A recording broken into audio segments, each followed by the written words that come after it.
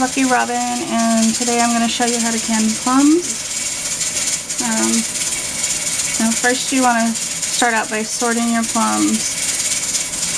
You want stuff that is definitely ripe, but anything that has an imperfection like this, you don't want to can that. Anything with major tree bruising, you don't want to can that either. It won't look pretty in the jar, but this could lead to problems. So these ones will be dehydrated or frozen. So after you've washed them really well, and you need to wash these plums like each one individually because they are very dusty. Italian prune plums are probably the dustiest fruit I have ever canned or picked or dealt with. So you want to wash them really, really well. And then you can can them whole, or you can cut them in half and take the pits out, which is what I'm going to do because I don't want to deal with the pits later. But they're real easy. The pits come out really easy. And you got two nice, perfect little halves. On most of these plums, there's a natural line that you can just follow around. Not all of them, but most of them. And I like to use a fairly small knife so that I have a lot of control.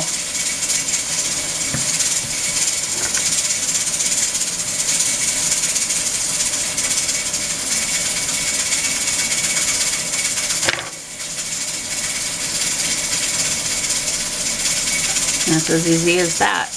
Okay, I'll come back to you when it's time to make the syrup.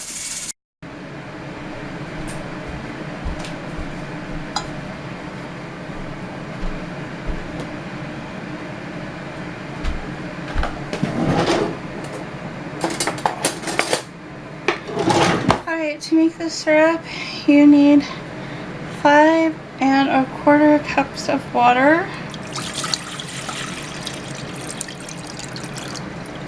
I use filtered water because I don't like using chlorinated treated water in my canning.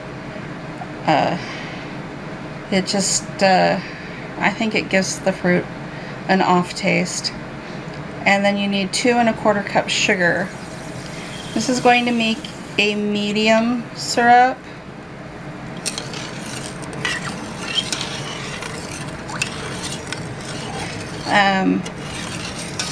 You can use any desired consistency syrup you want, from extra light, medium, and heavy. You can make a honey syrup. You can even just use water. But with plums, if you use water or a lighter syrup, they tend to get really mushy, lose their shape. Just it's not as, you don't end up with as good a product. So I just prefer using the medium syrup, and then it comes out very nicely. And you can always rinse all the syrup off when you eat it, which is what you know, we'll drain the syrup off of the jar, but we'll keep the syrup, and then we'll rinse it off of the plums that we're eating, but we'll keep that syrup, and then we'll use that syrup on pancakes or something like that.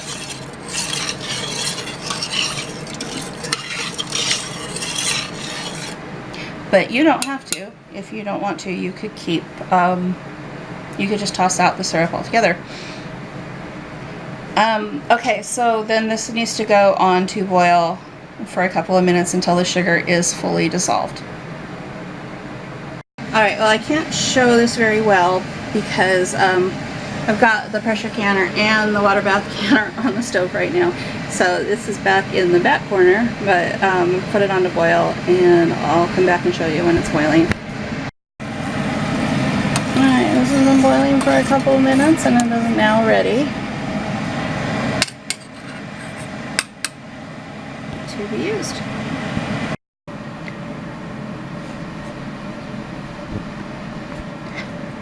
Alright, I am doing the raw pack method on this, not the hot pack method. Hot pack is extra work and the canning time is the same, so I'm not going to do all that extra work when I've got so much to do. Now, so all you need to do is take your plums and stick them in the jars.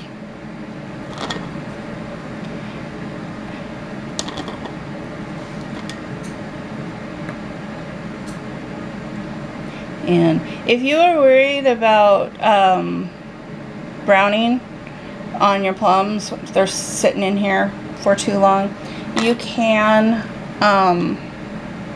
put these in a lemon water bath.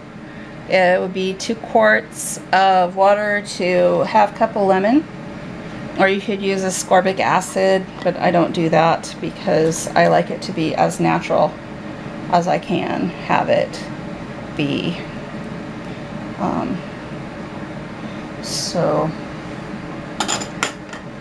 And I do 2 jars at a time for expediency.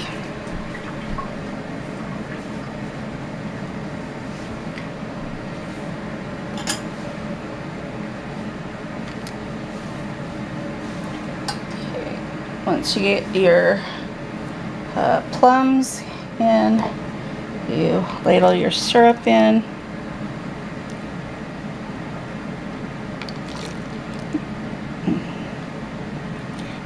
I am just using pints today because it's too hard for us to go through a whole quart jar at a time. And you want a 1/2 inch of headspace.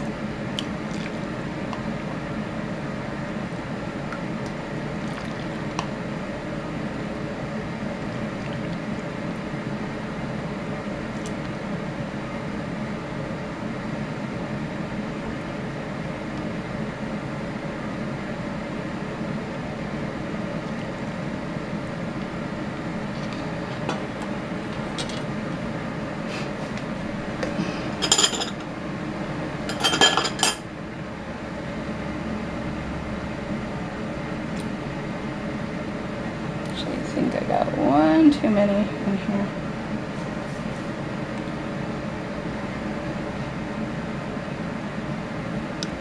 Because you do want your fruit to be covered so it doesn't dry out. Okay.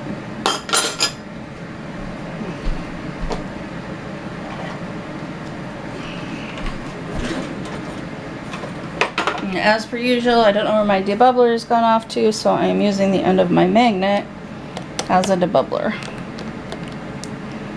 You want to do this to release all of the air bubbles so they rise to the surface. Push your fruit back under the syrup.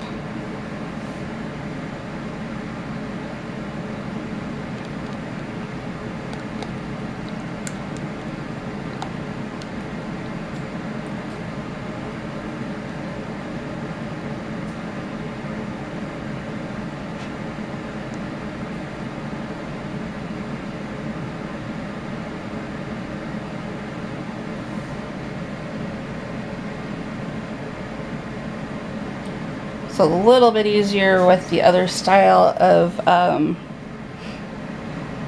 pint jars, the narrow mouth, to keep them from coming over like that, because the shoulders will hold it under. Okay. Wipe your rims. You don't want to get this sticky mess in the way.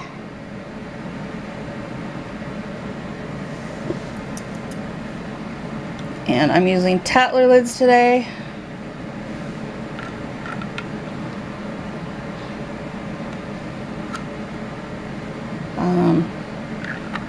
If you're using metal lids, that's just fine too. But I am out of metal lids.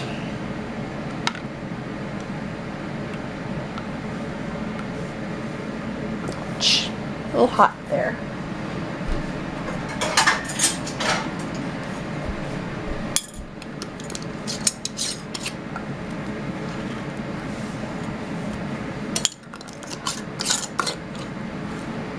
Okay, and then these will go over into the water bath canner.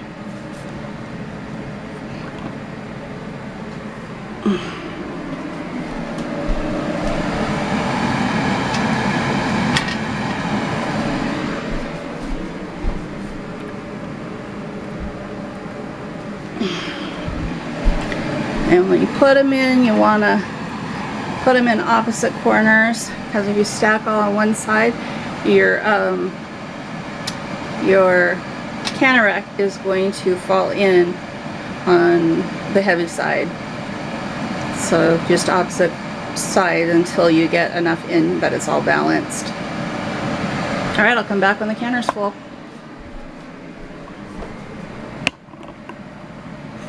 Alright, I got my canner load. Ran out of syrup, so I'm just doing 7 in this one before I make another batch of syrup. But, or 6, I mean, wait, 7. I can't count today. And I just put water in an empty jar in the middle. It keeps them from falling over if there's a jar in the middle. And I'm going to lower this down and then see if I need to add any more. I do, because it needs to be at least an inch above.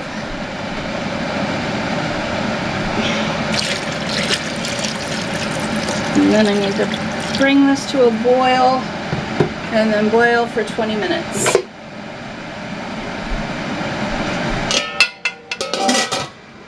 Now, I just wanted to add that the reason I don't start with it off at a boil is when I'm doing raw pack,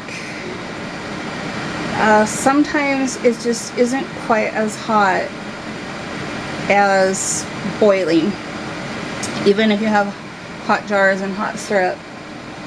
So the bringing it up to a boil with the jars in the water gives that just that extra bit of time to acclimatize, and there's a far smaller chance of your jars breaking. So that's why I do it that way when I raw pack. Alright, because these are the Easy Tatlers, I do have to tighten the rings after taking them out of the water bath canner. So I've got my mid on to hold the jar, and then I've got my cloth, and this is a quadruple folding to put over the top just in case something goes wrong and it splurts. I've got that to protect myself, and I come in from the side and tighten the ring. Don't want to come down from the top, don't want to go anywhere near, especially if the thing's not down. That when I accidentally pressed on the top when it was up, that's what resulted in potatoes spewing all over the ceiling. So I'm just extra cautious after getting burned. But I think it's a good idea just to have this and put it over the top like that if you do have to mess with it like you do with the Tatler rings. I mean, like you do with the Tatler lids, not the Tatler rings. The rings are the same. So again, I'm just going to cover this with my thickness of toweling. Come from the side and tighten. And some of these don't actually tighten. Some of them hold their tightness pretty well.